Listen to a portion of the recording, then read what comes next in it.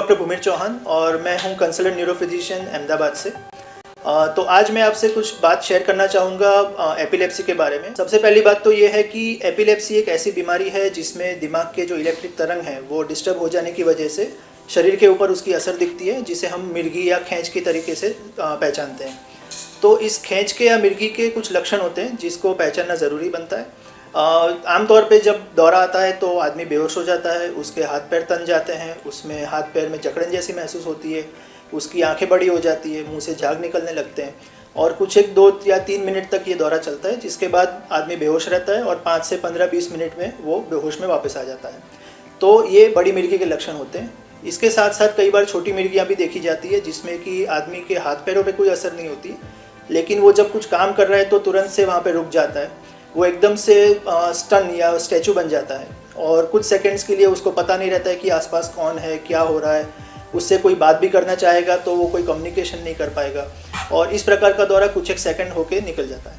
तो इसको हम छोटी मिर्गी या छोटी खींच बोलते हैं। खींच के बारे में अच्छी बात यह है कि अगर उसको अच्छे से पहचाना जाए, अगर उसका डायग्नोसिस अच्छे से किया जाए तो उसको आराम से ट्रीट कर सकते हैं। खींच आने के कारण बहुत सारे होते हैं। कुछ बार नींद पूरी नहीं होने से या स्ट्रेस से भी होता है, कई बार ब्लड शुगर लेवल के प्रॉब्लम से, कई बार सोडियम कम होने से, ब्लड प्रेशर फ्लक्चुएशन से भी होता है, कई बार दिमागी बीमारियां जैसे कि इन्फेक्शन, ब्रेन ट्यूमर या स्ट्रोक की वजह से भी एपिलेप्सी के दौरे पड़ सकते हैं।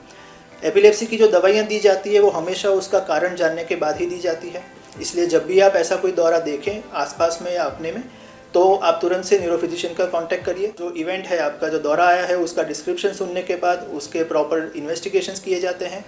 इन्वेस्टिगेशंस में मेनली ब्रेन का स्कैन जिसको हम एमआरआई कहते हैं और दूसरा एक ब्रेन का ग्राफ जिसको हम ईईजी कहते हैं। ये 2 प्रकार के टेस्ट से मालूम किया जाता है कि ये एपिलेप्सी होने का कारण क्या है और जब कारण पता चल जाता है तो उसका ट्रीटमेंट भी अच्छे से कर सकते हैं। एपिलेप्सी की दवाइयाँ जो है वो कब तक चलेगी वो हम कारण के ऊपर डिपेंड करता है। कई बार 1 या 2 दिन में भी एपिलेप्सी की दवाइयाँ बंद कर सकते हैं और कई बार ऐसी बीमारियाँ होती है जो सालों सालों चलती है, तो ऐसी सिचुएशन में दवाइयाँ लंबी भी हो सकती हैं। एपिलेप्सी का जब दौरा आया और आप अगर उसके पेशेंट के नज़दीक में है, उसके पास में है, तो आपको क्या करना चाहिए? तो इसमें सबसे पहली बात है कि आपको सिचुएशन को कंट्रोल करना चाहिए, खुद घबराना नहीं है। पेशेंट को आप अपने इंजरी हो उससे ऐसी वाली चीज़ों से थोड़ा दूर कर दीजिए। आसपास में कोई टेबल या फर्नीचर है, कोई नुकीली चीज़ है तो उससे दूर रखिए। पेशेंट के गले के आसपास अगर टाइट कॉलर या टाई है तो उसको हटा लीजिए। पेशेंट को ब्रीदिंग स्पेस दीजिए। पेशेंट को जब दौरा चालू है तो उसको रोल करके लेफ़्ट या राइट साइड पे रोल ऑन कर दीजिए ताकि मुंह में जो भी झाग या खून बन रहा है वो धीरे धीरे करके बाहर निकल जाए। पेशेंट के सर के नीचे एक छोटा सा तकिया जैसा कुछ बना के दीजिए जैकेट या टॉवल को यूज़ करके, और जब तक उसका इवेंट ख़त्म नहीं होता है, जो तकरीबन 2 से 3 मिनट में पूरा हो जाता है, तब तक पेशेंट के साथ रहिए। दौरे के दौरान पेशेंट की मूवमेंट्स को रोकने का बिल्कुल ही प्रयत्न मत करो, क्योंकि उस दौरान पेशेंट की हड्डी टूटने का या जॉइंट डिसलोकेट होने का चांस रहता है। पेशेंट को दौरे के दौरान कोई प्रकार की प्याज या लहसुन या चप्पल सूंघाने की ज़रूरत नहीं है। पेशेंट को कई बार ऐसा देखा जाता है कि हाथ में लोहे का टुकड़ा या चाबी रखी जाती है, जो बिल्कुल गलत है। दौरा ख़त्म होने तक पेशेंट के पास ही रहना है। दौरा ख़त्म हो जाने के बाद जब तक पेशेंट पूरी तरह होश में ना आ जाए तब तक उसको मुंह में कोई प्रकार का खाना या पानी या दवा नहीं देनी चाहिए। एक बार पूरा होश में आ जाने के बाद पेशेंट से बात करिए, उसको रिलैक्स करवाइए और उसके डॉक्टर का नाम पता जान के फिर उसको मेडिकल कांटेक्ट करवा दीजिए। हमारे समाज में एपिलेप्सी के बारे में बहुत सारी गैर मान्यताएँ हैं कि एपिलेप्सी को भूत प्रेत या कोई श्राप या कोई प्रकार का मानसिक रोग माना जाता है, जो बिल्कुल गलत है।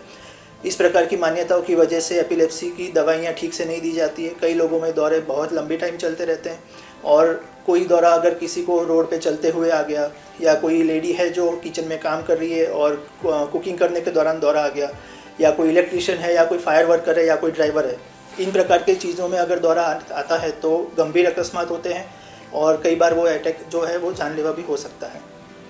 तो आज के इस दिन पे मैं इतना ही कहना चाहूँगा कि एपिलेप्सी एक इलाज करने वाली बीमारी है, उसका इलाज मुमकिन है, लेकिन शर्त यह है कि आपको उसको पहचानना चाहिए।